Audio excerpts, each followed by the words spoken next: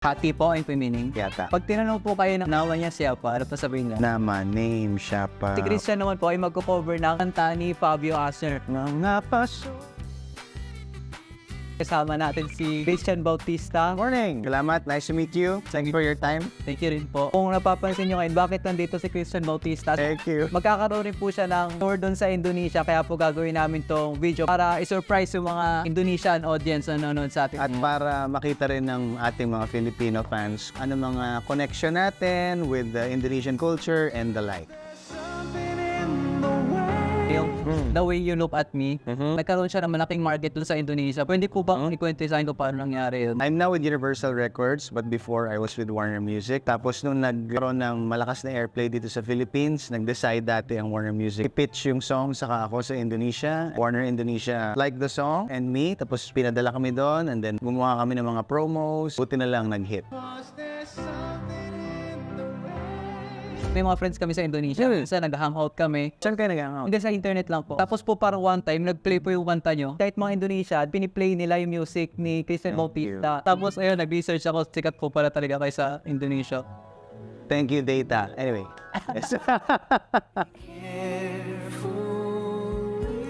Isa sa mga projects sa Indonesia ay with Michelle. Bunga Chitra Lestari. Kaya sinabi yon kasi yun yung pag-pronounce nila. Pero sa atin, or in English, BCL or Bunga Chitra Lestari. First time we met was the isang corporate show in open field. Kinanta namin yung duet namin and then later on, nag-work kami together. Because she also speaks English so well. Every time na pupunta ako sa Indonesia, we do our best to hang out with our family and then coffee, ganyan. So talagang I consider her one of my good friends. Ang kinanta namin ay Tetaplah di Hatiku. It is the Indonesian translation of Jose Marichan's Please Be Careful With My Heart.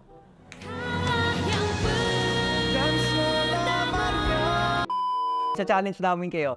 Yung Please Be Careful With My Heart, yung translation sa Indonesian is Tetaplah di Hatiku. Pero pag tinranslate mo, hindi talaga siya yun. Ano po talaga meaning ng Tetaplah di Hatiku? Alam niyo po ba? We'll be right back.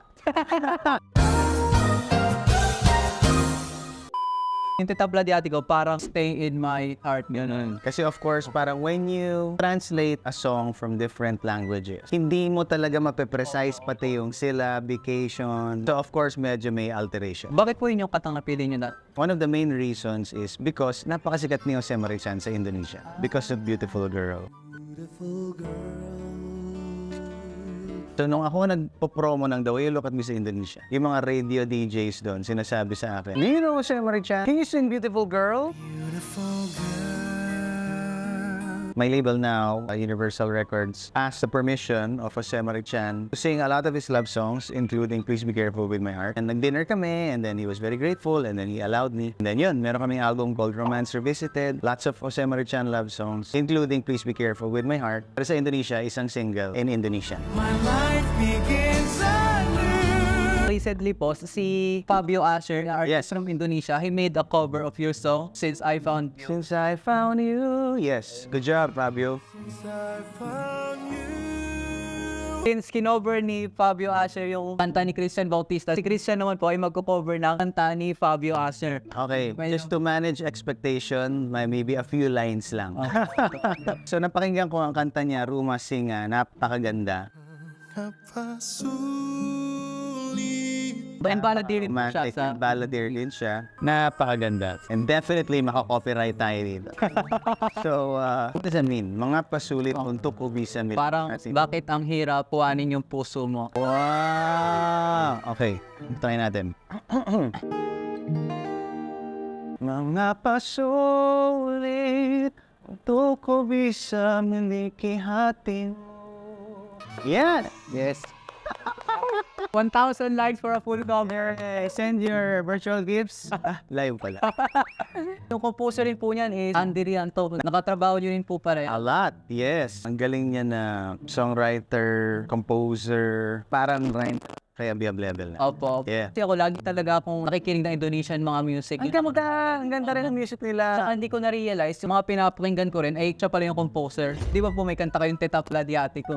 So yung kinakanta niyo po ba yun? Di ba Indonesian po yun? Naintindihan niyo po ba? Parang in-explain sa inyo, I meaning think nito. during that year, yes. And then parang naging automatic na lang. Tignan po natin kung naaalala niyo po yung meaning ng kinakanta niyo. Hati ini kan Since title niya Tetapla di Ate ko, ano yung po yung hindi sabihin ng hati? Hati ini kansalalu wool line. Hati po, ayun po yung meaning. Yata. What's the meaning? What's the meaning? Heart. Good job. Pertama. Pertama. First. Tama. I got one. Okay na. Okay. Selama niya. Forever. Tama. So, tari. Pwede na yun. What? Pwede na ba yan? Meskipun engkau jauh. Jao. Far. Ang galing. Naalala pa. Naalala pa. Kan selalu merindukanmu. Rindo. Sorry? Rindo. Merindukan.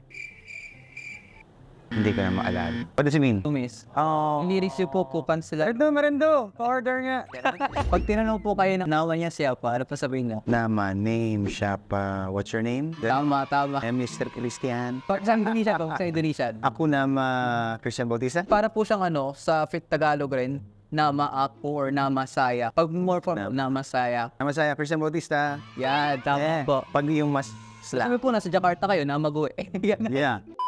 Paano po greetings? So, kunyari, ay, hi, apa kabar? What's good morning? What's good morning? Salamat pagi. Selamat pagi, selamat malam. Malam po. Malam, gabi, selamat malam. Alam mo po yung sampay jumpa. Sampay jumpa.